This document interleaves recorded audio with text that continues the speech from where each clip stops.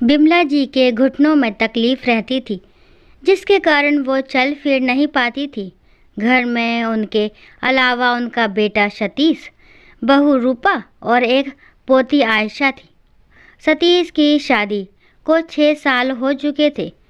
पिछले 5 साल तक विमला जी ही पूरा घर संभालती थी। घर का एक एक सामान वो खुद मंगवाती थी। बहू बेटे भी कभी उनके काम में दखल नहीं देते थे। विमला जी पूरे रौब के साथ घर में रहती थी। सतीश और रूपा पर पूरा कंट्रोल रखती थी। कहाँ जाना है, आज घर में क्या बनेगा, घर में कितना राशन आएगा, साथ ही सतीश की सारी सैलरी का हिसाब भी वे अपने पास ही रखती थी।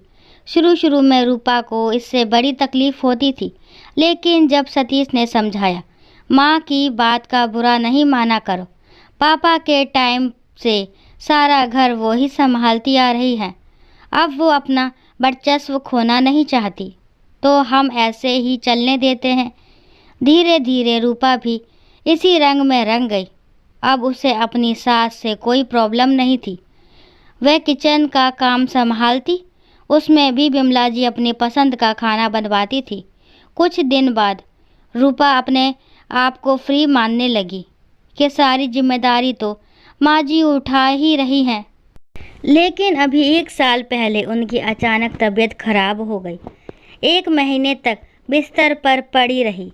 अगला महीना शुरू हुआ तो हर बार की तरह सतीश अपनी सैलरी लेकर माँ के पास गया। बिमला जी ने बहू को बुलाकर कहा, अब ये तुम रखो, मुझसे अब कुछ नहीं हो पाएगा, इस घर की बागडोर तुम ही संभालो।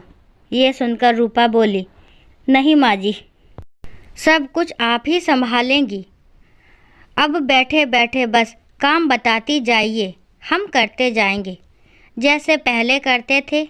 ये सुनकर सतीश को बहुत आश्चर्य हुआ कि कुछ साल पहले तो ये घर की बागडोर संभालने के लिए उससे झगड़ रही थी, अचानक इसे क्या हो गया।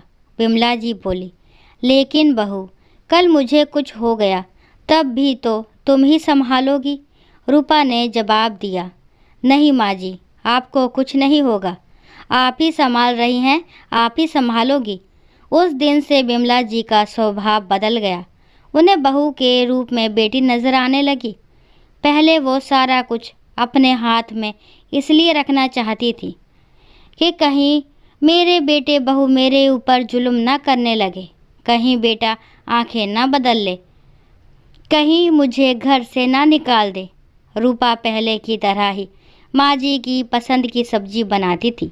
घर का सामान वो खुद लेने जाती, लेकिन आकर एक एक पैसे का हिसाब अपनी सास को देती और बाकी बचे पैसे भी उन्हें दे देती थी। एक दिन रूपा अपने पीहर गई थी। सतीश अपने ऑफिस जा चुका था। शाम को दोनों वापस आ गए। तब बिमला जी ने दोनों को अपने कमरे में बुलाया। बेटा, मैंने आज वकील को बुलाकर अपनी वसीयत कर दी है। ये घर तेरे नाम कर दिया है और ये तिजोरी की चाबी, जेवर, रुपए पैसे सब मैं बहू को देना चाहती हूँ। तभी रूपा बोली, माँ जी, इसकी क्या ज़रूरत है, आप ही संभालिए ये सब।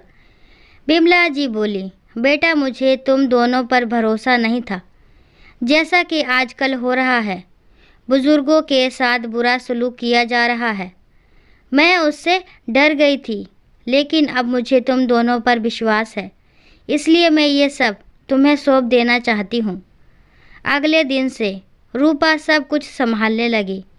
बिमला जी निश्चिंत होकर अपने कमरे में बैठी रहती थी, लेकिन उन्हें ये देखकर और भी आश्चर्य हुआ कि उनकी बहू आज भी उनकी पसंद का खाना उनसे पूछकर बनाती हैं। अगर दोनों कपड़े खरीदने जाते हैं तो पहले साड़ी अपनी सास के लिए लेती थी। रूपा को अब तक आदत पड़ चुकी थी कि वह सारा काम माँ जी से पूछकर करे। 2 महीने बाद बिमला जी का देहांत हो गया। घर में रोना पीटना मचा था। 13 दिन तक मेहमानों का तांता लगा रहा। 13वीं के बाद सभी धीरे धीरे विदा हो गए। सतीश अपने ऑफिस चले जाते। रूपा और उसकी बेटी दोनों घर में अकेले रह जाते। लेकिन रूपा को कुछ भी ध्यान नहीं रहता। वे कुछ भी काम करने से पहले, जहाँ तक कि खाना बनाने से पहले भी, माँ जी के कमरे में पहुँच जाती उनसे पूछने। खाली पलंग को देखकर उसकी आंखों में आंसू बहने लगते। एक दिन वो उस कमरे की सफाई कर रही थी, तभी उसे एक खत मिला। उसने खत पढ़ा तो उसके ही नाम था। उसमें लिखा था, बहू मैं जानती हूँ तू मेरे जाने के बाद भी मेरे कमरे में मुझसे पूछने आएगी कि माँ जी क्या बनेगा, क्योंकि तुझे मेरी आदत पड़ गई है और आदतें इतनी जल्दी नहीं बदलती। लेकिन बेटी अब अपनी गृहस्थी संभालना सीख ले। अपने तरीके से अपनी गृहस्थी चला। हमारा समय और था, तुम्हारा समय और है। अपनी पसंद का खाना, बाहर घूमना, अपनी पसंद के कपड़े खरीदना, ये सब तुझे अकेले ही करना होगा। मेरी बातों से कभी तेरा दिल दुखा हो तो मुझे माफ़ कर देना। मुझे पता है जब तक मैं थी तू बेफिक्र थी, लेकिन अब तेरे सर पर छत नहीं है। तुझे ही छत बनना पड़ेगा जिसके नीचे तेरा पति और तेरी बेटी सुरक्षित रहे और बेफिक्र रहे। मुझे पता है ये तू अच्छे से कर पाएगी। तेरी माँ बिमला। खत पढ़कर रूपा बहुत देर तक रोती रही। नहीं माँ जी, मुझसे ये सब नहीं होगा। मुझे वाकई ऐसा ही लग रहा है जैसे मेरे सिर पर छत नहीं है और मैं खुले आसमान के नीचे हूँ, जहाँ बारिश, आंधी, तूफान सब आएगा। खत को कई बार पढ़ने के बाद रूपा ने उसे सहेज कर रख लिया। कुछ ही दिनों में वह एक माँ की तरह पूरा घर संभालने लगी।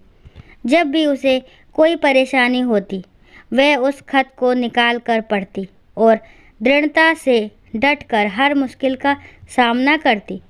रूपा को हर समय लगता था कि बिमला जी अब भी उसके साथ खड़ी हैं। दोस्तों, आशा करती हूँ कहानी आपको ज़रूर पसंद आई होगी। अगर कहानी पसंद आती तो प्लीज़ मेरे चैनल को लाइक, शेयर, सब्सक्राइब करना ना भूलें। और इस कहानी के बारे में आपके क्या विचार है कमेंट बॉक्स में ज़रूर बताएं। और कहानी को लास्ट तक सुनने के लिए थैंक यू। राम राम, राधे राधे।